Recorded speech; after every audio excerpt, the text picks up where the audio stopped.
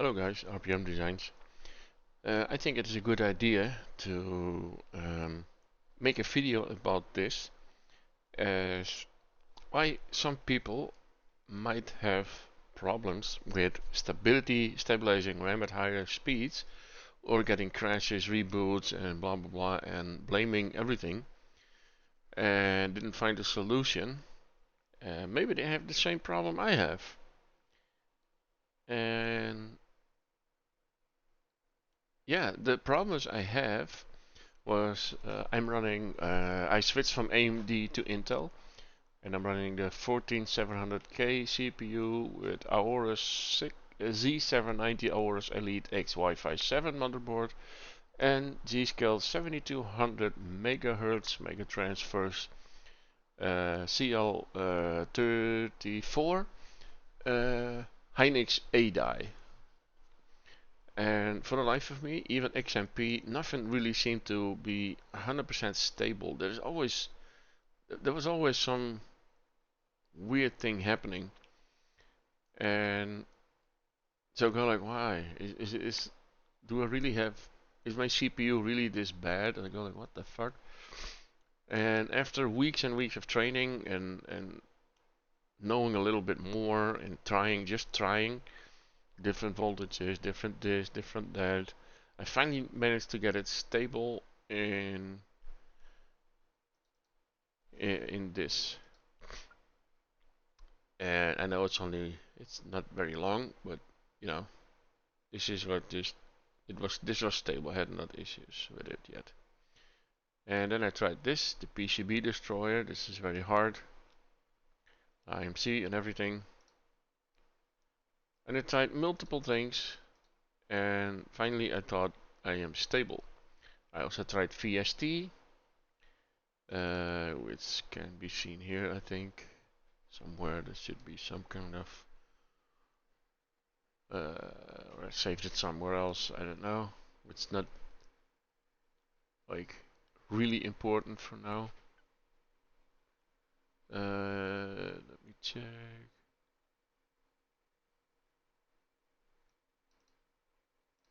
Here. So yeah, I tried this one. Also, but my screen is not big enough, so I cannot make a screenshot of all the things and settings, whatever. And yeah, it was stable. And I go like, yay, finally, 7600 megahertz stable. But after 1 day and a half, after gaming and whatever, browsing, whatever, my PC suddenly started to freeze up, and it's like you're doing something, and it is like, you hear like very loud noise. It scared the pants off of me a couple of times. And they go, what the fuck happens now? And everything just freezes and then reboots. Then I go, what the hell is this? And I could not find out what it is. I was almost pulling my hair out. And like, what the hell? And I almost regret going by Intel, and I was blaming everything. At first I thought it was the PSU, so I bought a PSU. But yeah, that wasn't really the problem. So yeah, fuck. So I had to look further, and yeah, I completely uh, yeah, I thought there was something with the mounting pressure maybe. I took my RAM out. I even switched DIMMs in another slot, you know. That didn't work.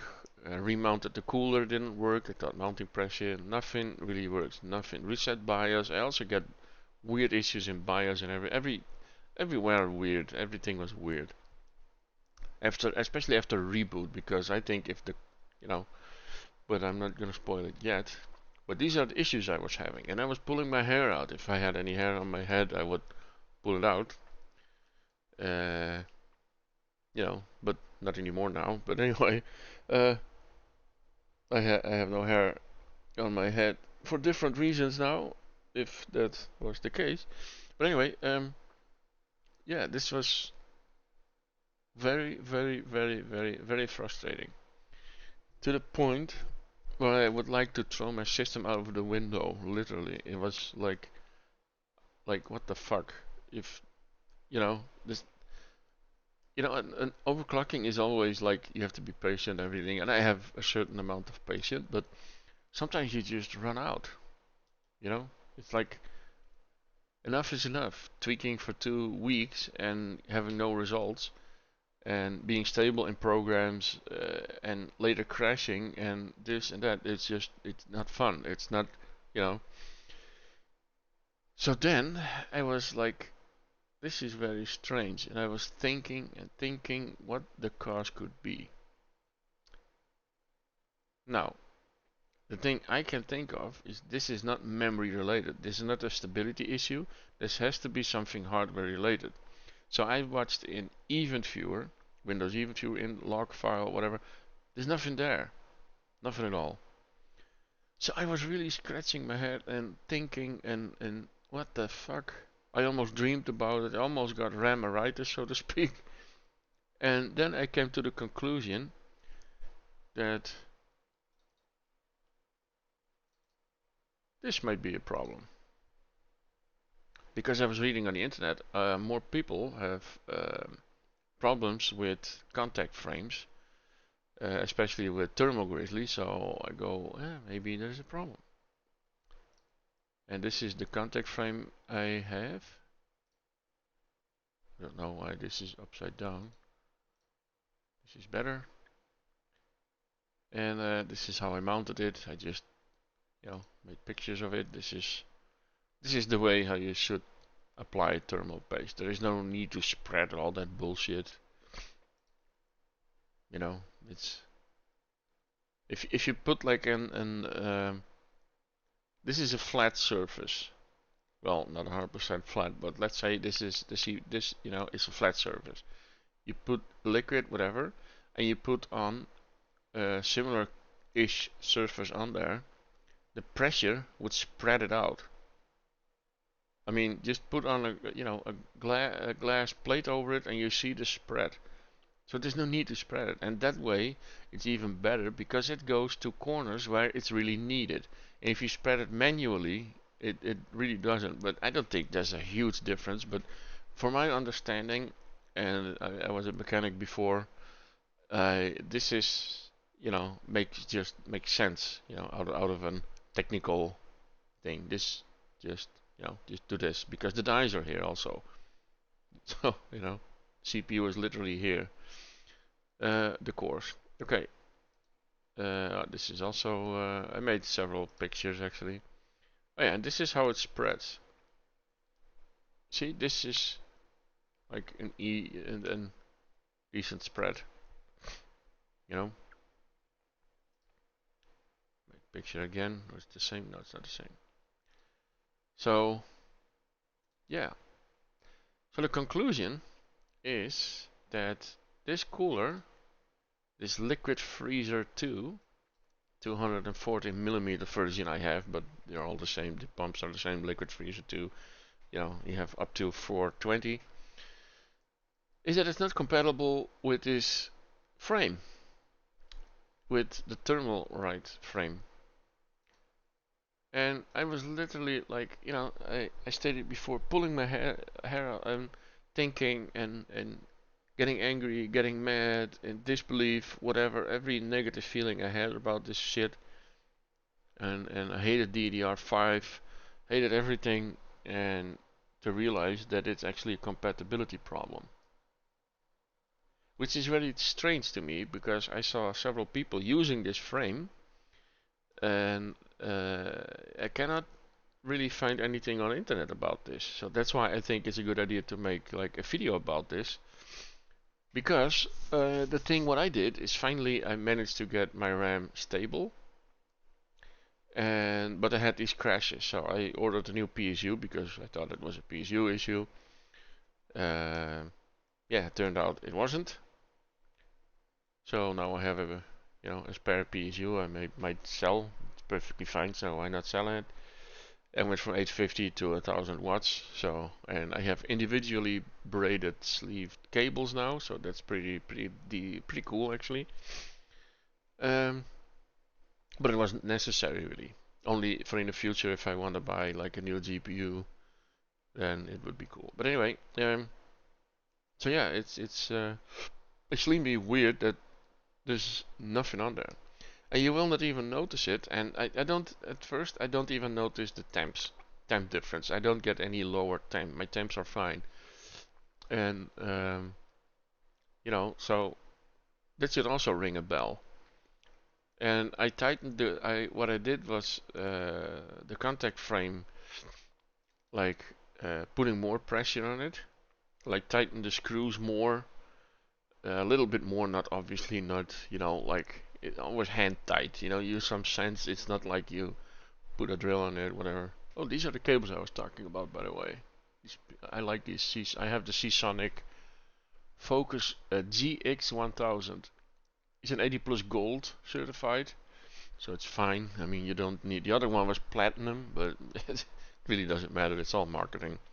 It doesn't mean it's a better PSU, by the way. So if you buy into the hype of all that stuff, just don't do it. Just get 80 plus gold and you're golden, literally. But anyway, um, yeah. So I try to always do crosswise. Like I first always do that one, then I do that one, not tight of course, but a little snug. Then that one, then that one, then that one again, that one. That's how it works. Um, so yeah, that's weird. So I tried more tight, didn't work. Less tight, didn't work. Uh, do it again, and again. And it's like, what the fuck? And also with the cooler itself, like, put, where is it? Here, the screws also same way, but uh, put it more tight, less tight, more, little bit more, little bit less, whatever, blah blah blah. Whatever I did, nothing ever works. Yeah, that's really like that's not having a good time with this shit. It's a lot of money, so yeah, it's not fun. And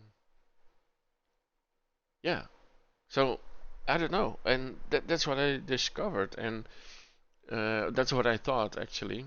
And then I was going like, okay, why not give an Arctic a call? So I called to Germany. That's where they are. I'm from the Netherlands, so I called to Germany, and I asked them. I said, hey, what is this problem? I keep getting this and that error, and it just doesn't work. And I'm on this contact frame, whatever. I think there is a compatibility issue because this should work. Everybody is using this frame and are raving about this frame, but I'm not. So am I the only one that have issues with it? Is it not like a problem on my cooler? Is it not a problem on the contact frame? Is it even compatible? And then this friendly man said, no, it's not compatible. It's not compatible with our cooler. And I go like, what the fuck? So why is this cooler not compatible with this frame? I mean, that's really, really weird to me. But on another note, it kind of makes sense because this cooler is a bit dated, you know, and this is all frankly new. So it kind of makes sense and it kind of doesn't, and that's why I hate these socket changes and all that stupid shit. It's just, I don't know why are they doing all that bullshit, but it, you know, it's stupid. Economical perspective, it's for them. It's they don't care. They only care about money. These whoever you know invent these things, and these shortcuts and all that stuff is just. But anyway, that's another story. But so yeah, that's the problem. So if you have like memory instabilities or weird random reboots or weird system, whatever issue you have, and you cannot like explain it, first try the stock ILM because that's what I did and all the problems solved.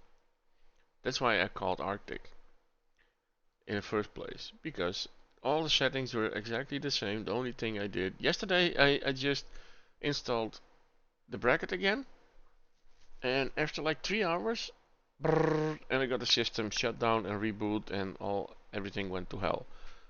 So what the fuck? So I installed the normal one again, the stock ILM.